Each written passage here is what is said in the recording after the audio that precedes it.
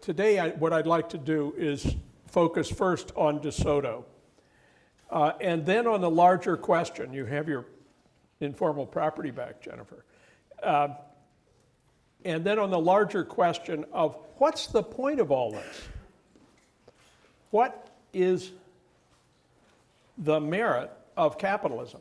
And we know a lot of things that capitalism isn't really great at. And we know that it has, if you let it run its own course, it is inclined toward instability, and it is inclined toward stupendous disruption of the planet. And yet, I, for one, am a guarded enthusiast for capitalism. So the underlying point of it must have something to do with helping people to have a fuller capacity to lead their lives. You might call it a practical freedom. And the subject for today and for next Monday bring that out. That is, today with De Soto, and I'm going to call on several of you to think about how you would use 5% of the GDP of a country to do as much good as possible.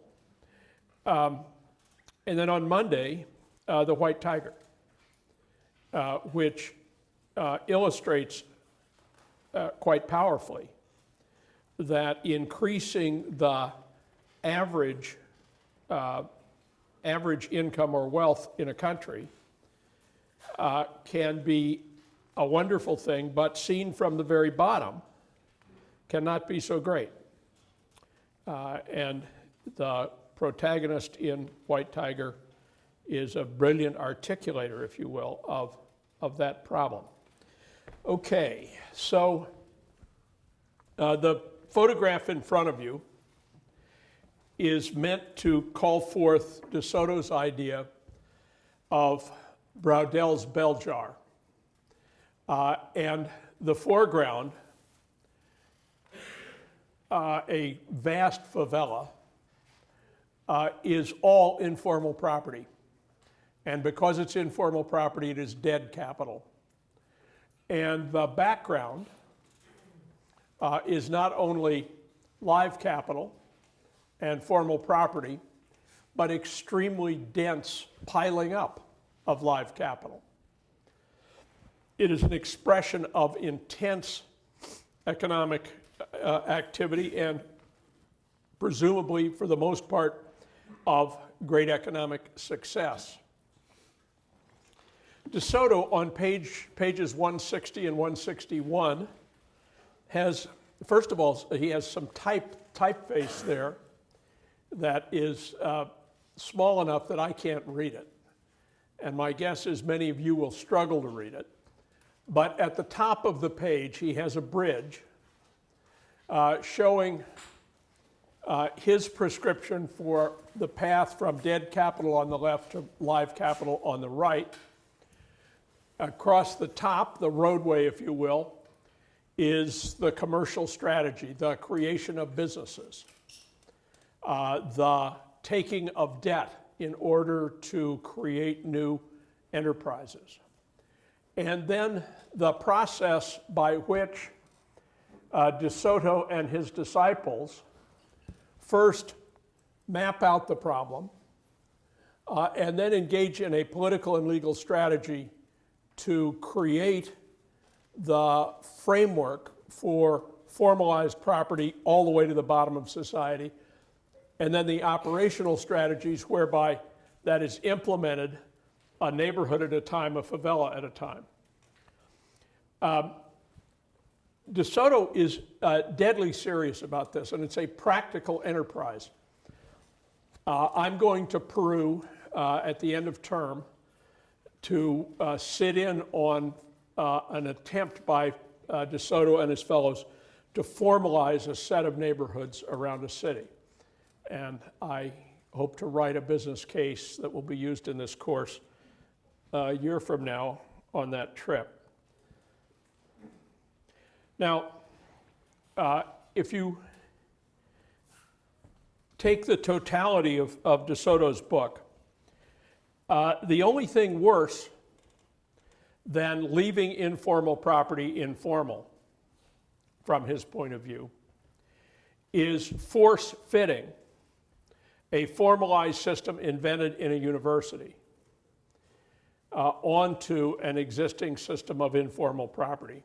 And I'd like to talk about that with you for a few minutes and give you a case from my own experience in an American setting. Well, informal property, these are boundaries in an imaginary informal property system, which correspond to the ingrained habits and customs of the people who own this property, and their inclination will be always to defend it against change imposed arbitrarily from outside. And if you ask smart professors at the Yale School of Management, what's the most efficient way to lay out the boundaries of property, they'll give you something like the red grid here with right angles and straight lines. And right angles and straight lines have a brilliant history in American property law. President Jefferson laid out a grid like this on all but the northeast corner of the US, of longitude and latitude lines defining sections of 640 acres. And the whole development of the American West is actually on, with the exception of the mountainous areas, for example, the Sierra Nevadas. With that exception, the whole country looks like this rectilinear grid. And as you fly from coast to coast, you can see the grid laid out in a perfectly symmetrical way with center pivot irrigation interrupting the grid from time to time, and an occasional river.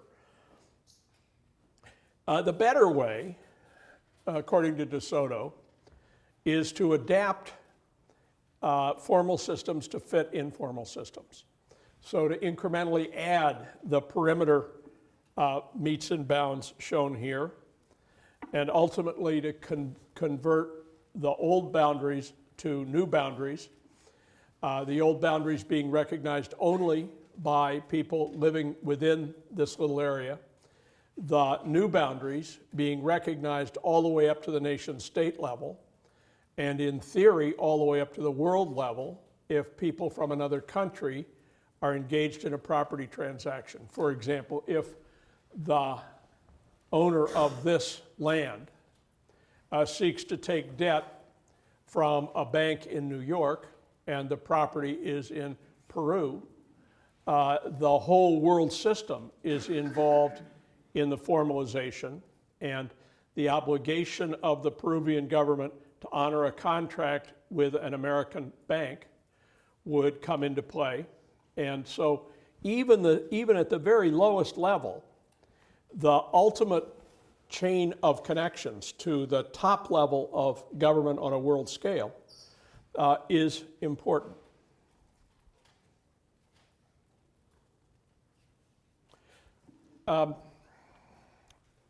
Nearly 20 years ago, a fellow named Kurt Schmoke, Yale class of about 1970, and sometime senior fellow of the Yale Corporation, was mayor of Baltimore. And I didn't actually have him as a student here, but I was working then on cities that had too much housing, and which I called undercrowded cities. If you read all the city planning books from that period, it's all about how do we handle all this new population that has to be housed. And of course, the real story for a city like Baltimore was a vast housing surplus. Anybody come from Baltimore? All right, I'll settle for Washington or Philadelphia or Wilmington. What have we got in the back there? What city? DC, Washington. Okay, have we got a mic for him? Can you give us a a feel for what a neighborhood constructed of row houses looks like, how it's organized. Yeah, well, I can tell you about Baltimore because I see it on the train. It looks just like that. All the houses are boarded up. All the backyards are trashed, and there's a lot of vacancy and just desolate wasteland. Okay, it's still a mess, right? Yeah. Which means I was not very effective. And Mayor Schmoke was not very effective. The difficulty with row houses are what the economists call an inferior good. The standard Baltimore row house is 9 feet wide. The widest are 16 feet wide. So it's like living in a railroad car, or in, if it's a tall one, 2 or 3 railroad cars stacked on top of each other. And by and large, people prefer ranch houses, which are more nearly approximate a square layout. And people also don't like living around visible signs of decay like the ones just described.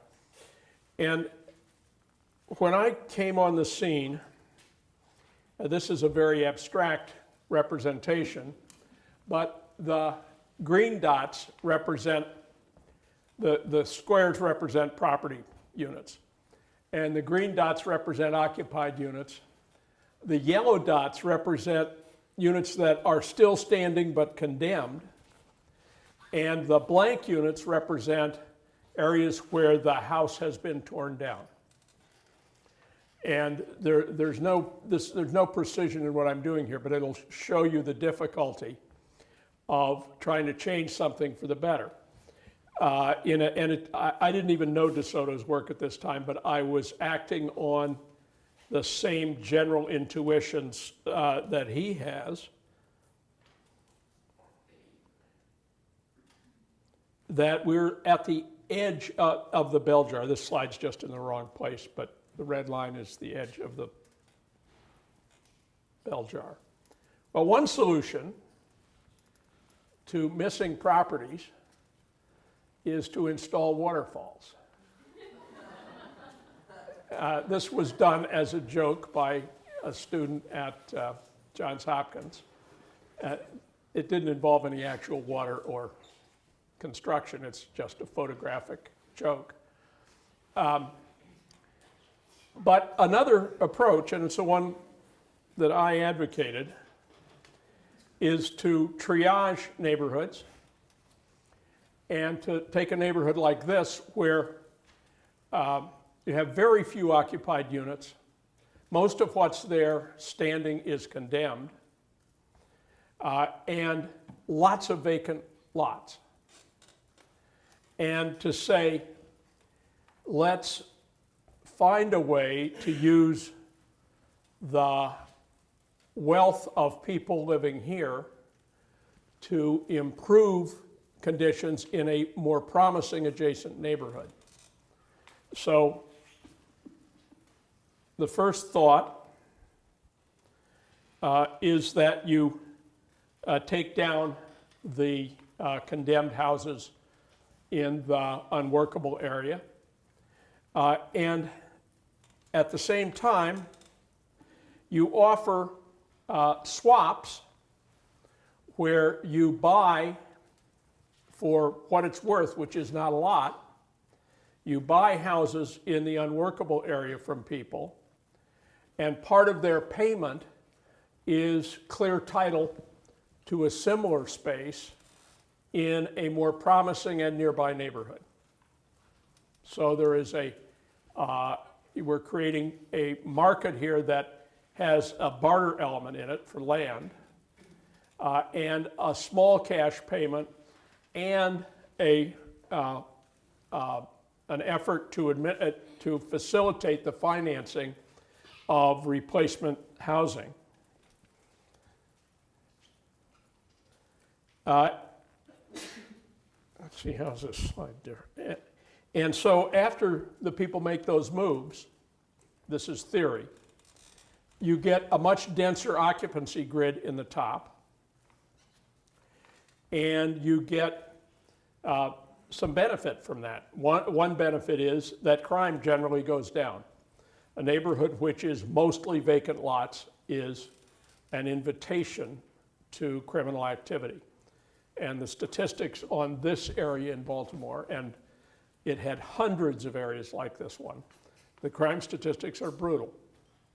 Another fact is that the administration of public services is wildly inefficient, where only a few houses in a neighborhood have trash to take away, where streets need to be plowed and cleaned, even when very few people use them, and where police services are stretched extremely thin.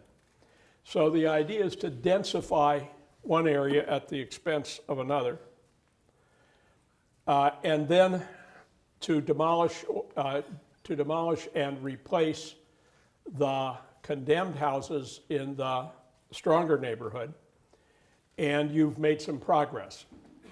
Well, the first thing that, what's the first objection that comes to mind?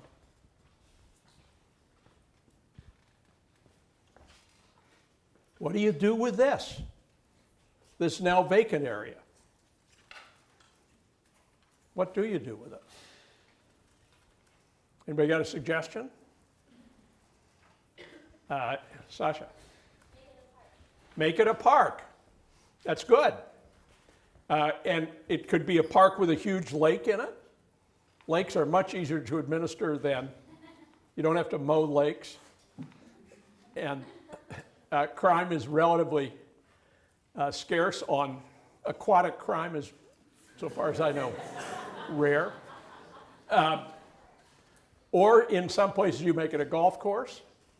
There's a place in Miami where they've created a zone where they've just, it just grows wild. It's largely bamboo, and there's a 12-foot fence around it. And the thought is that 50 years from now, somebody will figure out what to do with it. So that's one problem. But there's another set of problems that are even tougher. And that is that all these neighborhoods have leaders. And leaders are not really very generous about having you take their followers away.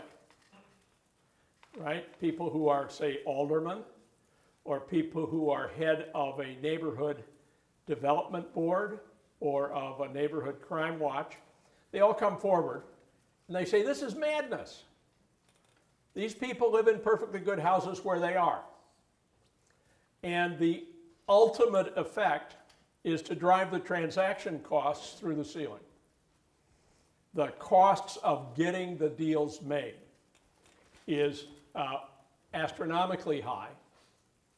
I mean, it's a perfect illustration of why the Coase theorem is serious, because if the transaction costs are high enough, even obviously beneficial to all sides swaps just don't happen.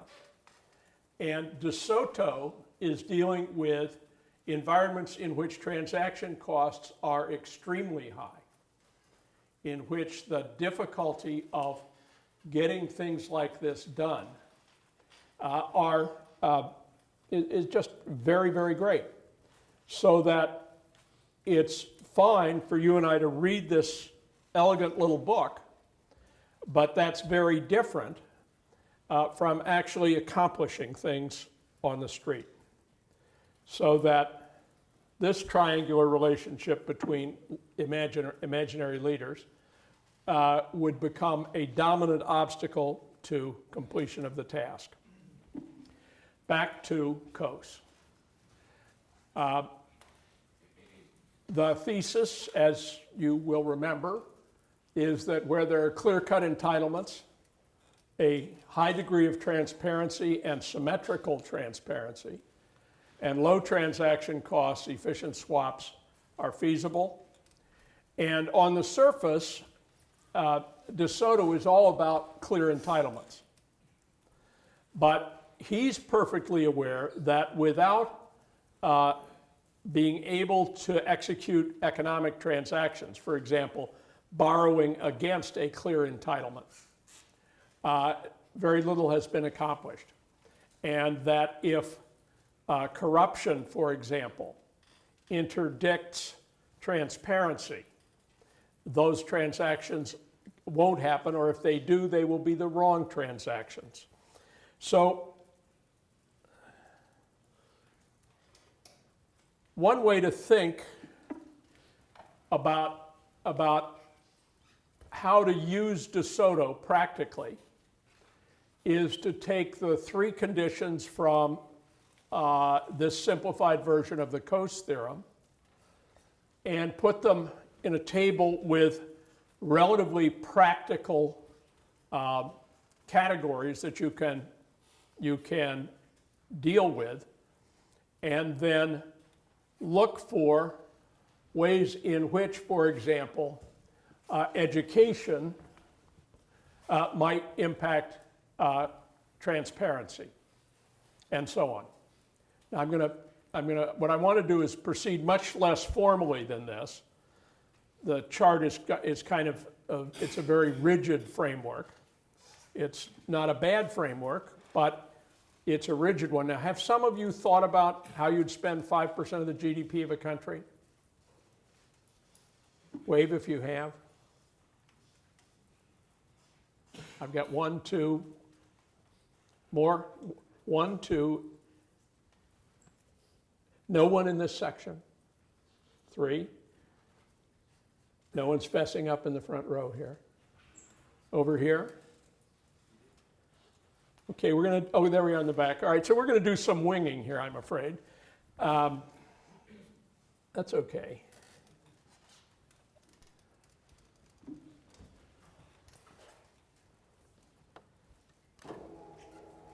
Leslie, will you trade me places?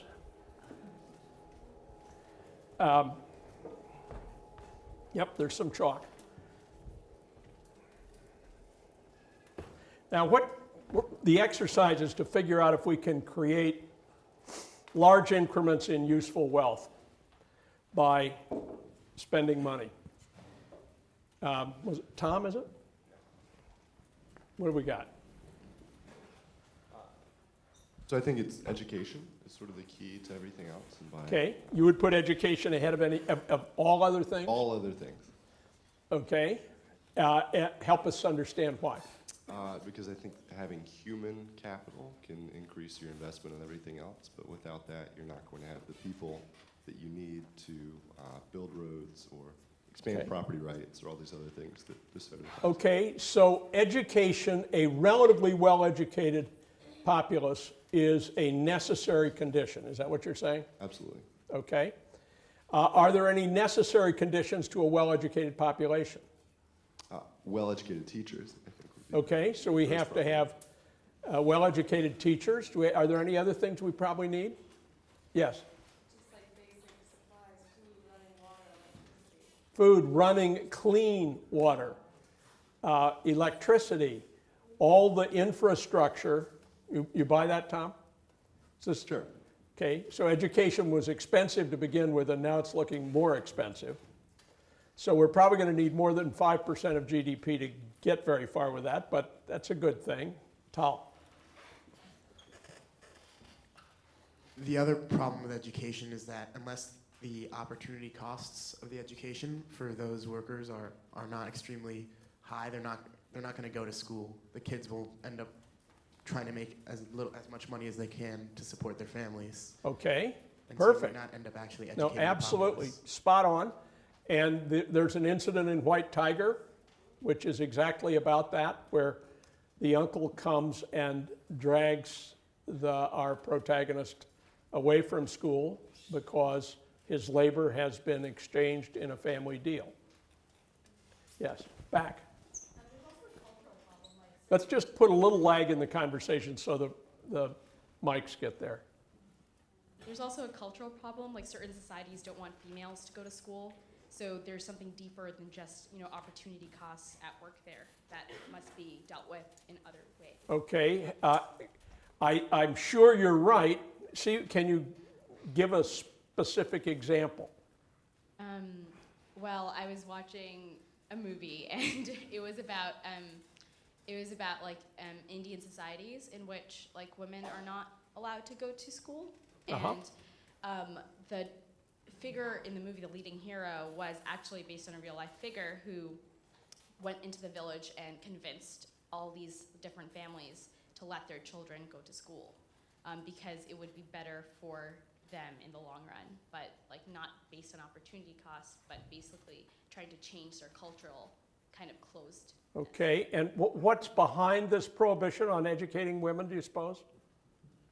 I think it's partly to do with the males. So It like, is? so I'll bet on that, do you think? So, like, I know that in certain families as well, like, the female cannot be more educated than the male in marriages. It's a precept I certainly believe in. Yeah. So sometimes a family believes that if their females are too educated, then they won't be able to marry them off or something like that. Okay, that's terrific. Thank you. Yes. You also need infrastructure in place and like laws and an economy in place for like what they're going to do after they go to school. So like in Cuba, they have fantastic education, but no opportunities for anyone like after that's finished. So for education to be effective, like you also have to invest in sort of like the next step. Okay. So for education to be effective, we have to have a next step. Yeah, is the Cuban example one you know well? I wouldn't say I know it well. That scares me. I don't want you to ask me a question I don't know. Well, can you, I've been to Cuba a couple of times, and I have a couple of Cuba stories that could fill in the blank, but how about you trying first? I tried to go to Cuba last year, but I didn't get a visa. So I don't know it as well as I would. They have, well, it has a lot to do with the like communist socialist model. There just aren't any like jobs, so like if you're educated as a lawyer, you just end up being like a taxi driver no matter what, so. Okay, good. I have a friend whom I met in Havana who was sort of top 5 among the fisheries scientists in Cuba, PhD in biology. And he kept giving the wrong advice. After the Russians pulled out in the so-called special period, the government wanted to double and double and double the harvest of shrimp. And there are limits on the ecosystem. And he kept saying, you can't do it. And finally, they declared him unemployable. And the effect of that was that he became a taxi driver and trebled his income. It was still a very low income, but it was treble what he was making as a scientist. Hands over here? Yes. Have we got a second mic working here anywhere?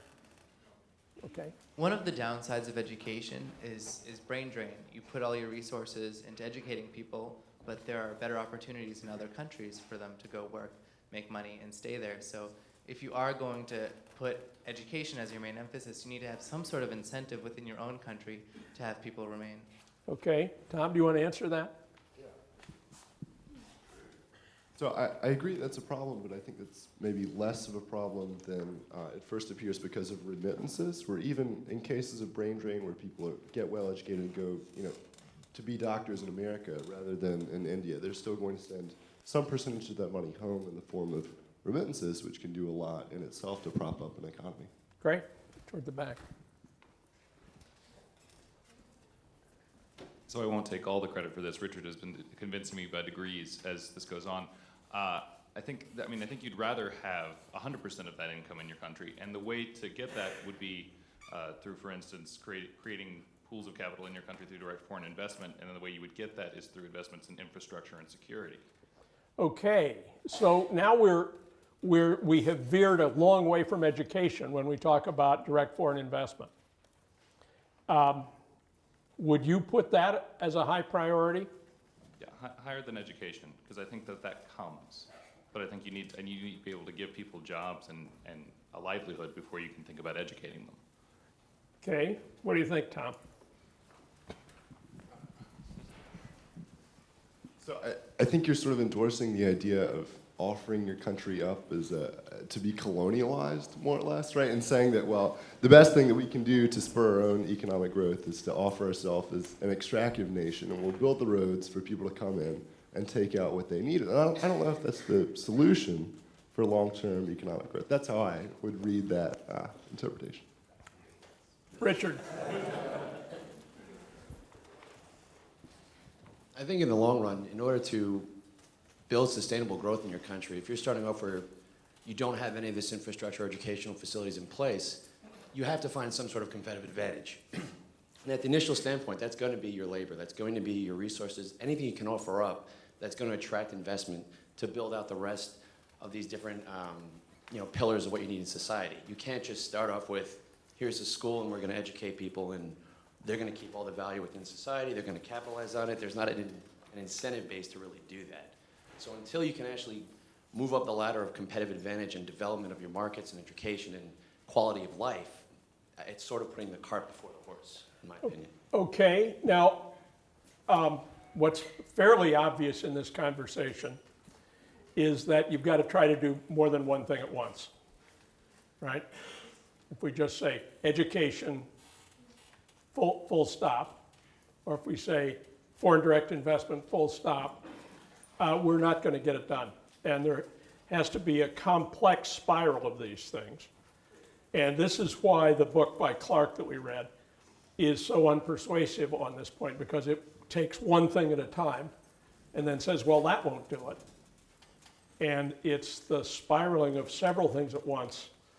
Shoshana, back.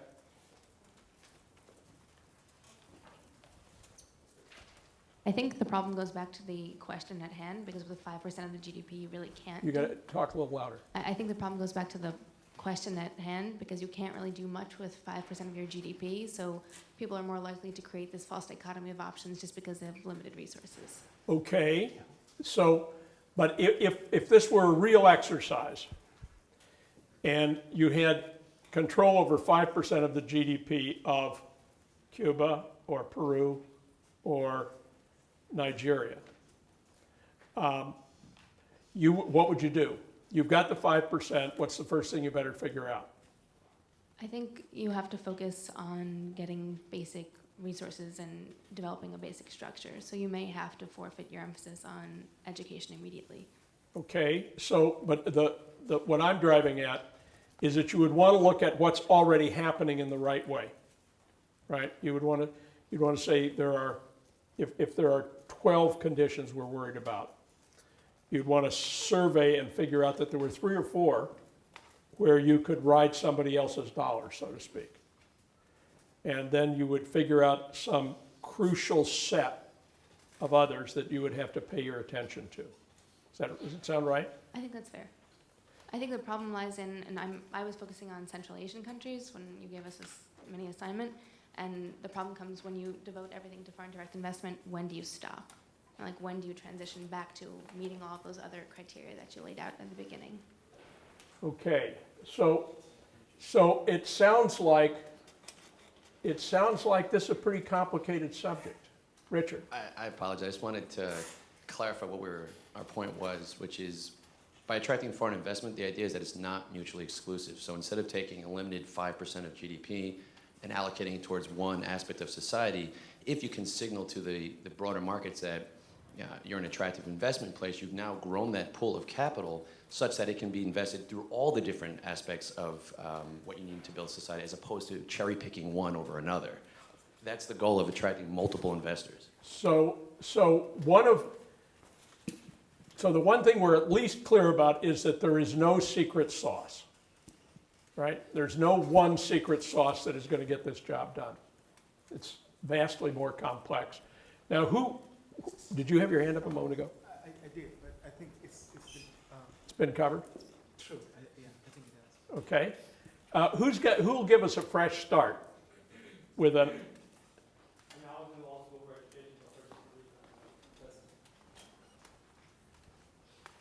I was going to say that what De Soto keeps emphasizing is the importance of political leadership. And what he forgets is that in many of these developing countries, the political leadership itself is very corrupt, and it's not within the leadership's best interest to move the society forward. So I thought that empowering education would give us better leaders that would follow De Soto's ideas of transforming debt capital into life. So you and Tom are playing the same tune, more or less. Yeah. Same tune, slightly different rationale. Yeah. Okay, good. I was just about to add to that with an example, actually, of a Kosovo case that I had experienced this summer. When I was in Kosovo, they had a hard time attracting leaders because most of them had fled as refugees in the '99 war. So the USAID program had invested, instead of this foreign direct investment project, I mean, there are projects in that as well, but a professional studies course that educates leaders, particularly in finance and investments and these sorts of things. So it's bringing the brain drain back, back into the country and investing in leaders instead of, and so then once they have an efficient leadership base, they can go out and do these things themselves. Did I just hear you say that MBA education is the most important thing in the world? Wouldn't that be nice? Thanks. Why am I doing that? Who would start us with an entirely different starting point? Yes. Wait for the mic.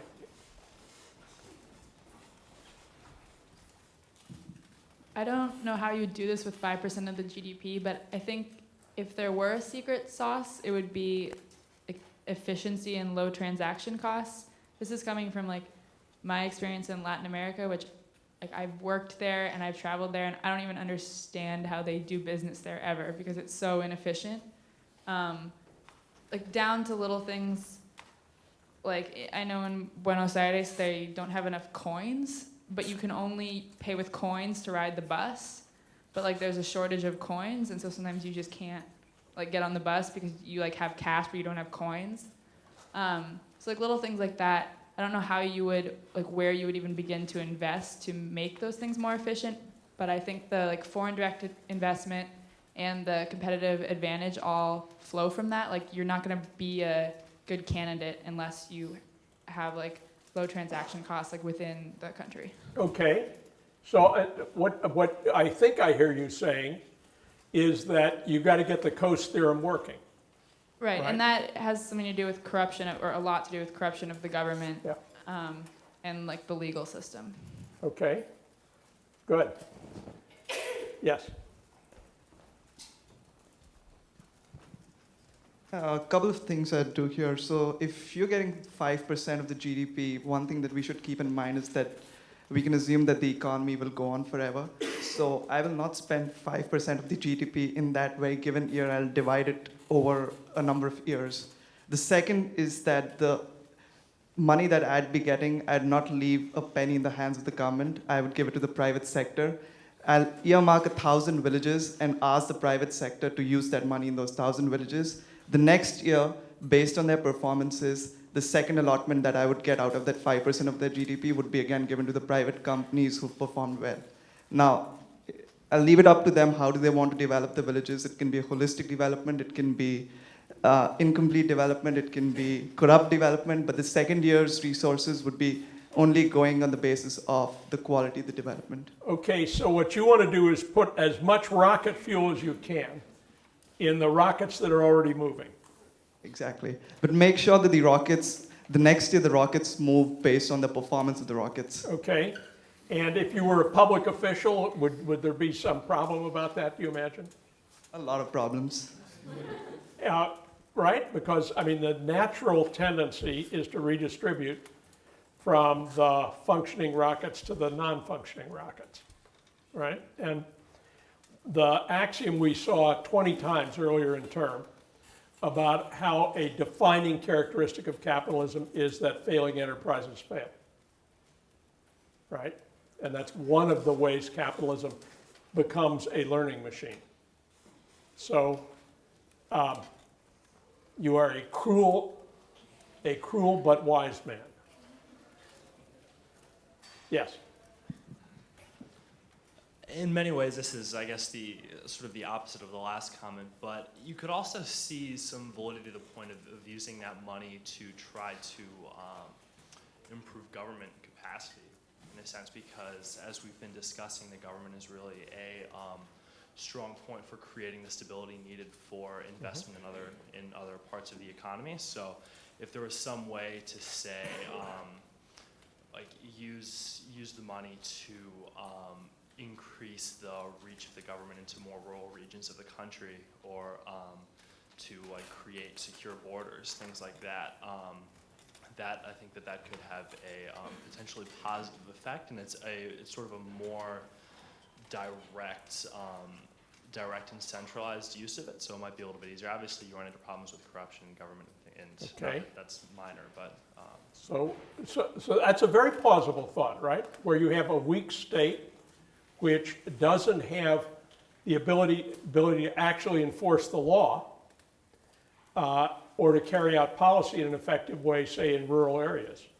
Think of Western China or large chunks of Afghanistan or nearly all of Somalia. Strengthening the state, if you've got the right incentives for the people who benefit directly from the increment of power. You've got to have the right people there with the right incentives, and if you have the wrong people with the wrong incentives, you're actually going to make things worse. Okay? Tal.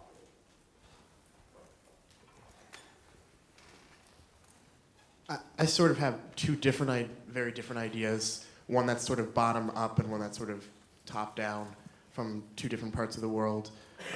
The first one that's sort of bottom up would build on the work of sort of microfinance, especially in India and countries like that, where we've seen that if you give entrepreneurs, even at the village level, some basic capital, they can, even based on their dead capital, sort of, they can turn it into live capital themselves, especially women. And if you focus on that, you can maybe build up sort of a local economy that's sustainable in its own right, and not just sort of at the whim of FDI. At the same time, to use a part of the world that I'm a little more familiar with, Israel. My parents are from Israel. I've spent a good deal of time there. It was built up on the kibbutz system, a socialist system, and had many of the same problems of the former communist nations almost at first, and then transitioned into a much more capitalist, market-oriented economy, one that is arguably quite strong. And part of the way that was accomplished was, as much as it pains me to say, through state-sponsored enterprises, much in the way that China accomplished it, and in the sort of building up of basic utilities and infrastructure and the companies that serve the people's needs for those, and then sort of spread outwards, eventually turning that informal sort of communal property into individual property and live capital. Okay. Let's stop and take stock here for a minute. We've heard a dozen or 15 points of view, every single one of them intelligent. And no single one of them any major fraction of an answer. So there is some pattern of webbing together different strategies and of custom fitting those strategies to the circumstance of actual countries and actual cultures and actual governmental systems and actual infrastructure systems. We've said very little so far today about infrastructure, and arguably trains, planes, harbors, all that should be an important, at least late stage and very possibly middle stage element in a strategy. Next time, our text is the white tiger, and I would like to be able to call on you to bring forth the anecdotes from White Tiger, because we're going to use it as follows. The circumstances described in this brilliant novel are almost invariably circumstances that are destructive of wealth formation. And so think about the events which happen in the book, and then in class we're going to flip them on their heads, so to speak, and talk about what might be beneficial to the protagonist and more generally to village India and village Indians who come, in the language of the book, out of the darkness into the cities And I'll show you a short film clip of a company called Selco, which is in the business of making off-grid electric lighting for Village India. And then before the end of term, you'll see a full business case about this company. It's a for-profit company, and it depends on microfinance to sell lighting. There are many parts of India where there just isn't any artificial lighting. And it's a quite inspiring and interesting case. So I'll see you on Monday, and if you haven't yet read every last page of White Tiger, do it over the weekend.